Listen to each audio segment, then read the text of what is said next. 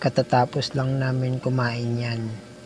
Nagluto kasi ang pamangkin kong si Jane ng pansit at bumili sila ng cake kasi birthday ni tatay.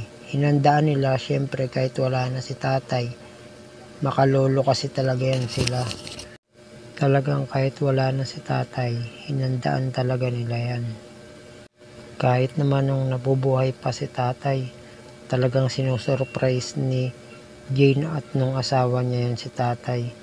May pa-cake at order sa pansit.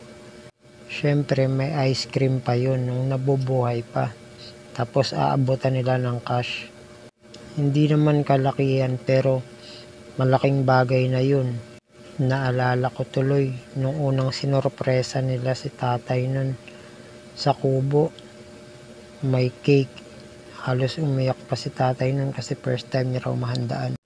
Hindi nga ako nakapunta sa sementeryo para dalawin si tatay. Pero yung pamangking ko, si Jane at yung asawa niya at saka yung dalawang anak niya, nakapunta naman kanina. Ako nga hindi nakapunta eh. Kaya pasensya na tay. Alam mo naman kung bakit hindi rin ako nakakapunta, di ba? Ready? Let's go. Happy birthday to you. Happy birthday to you. Happy birthday, happy birthday, happy birthday. Ayan. Nanonood kami ng TV habang yung dalawang magkapatid bumili ng dalawang mucho, tumagay sila para naman daw hindi malungkot yung birthday ni tatay. Ayan. Tumagay sila ng dalawang bote, pampakalma raw.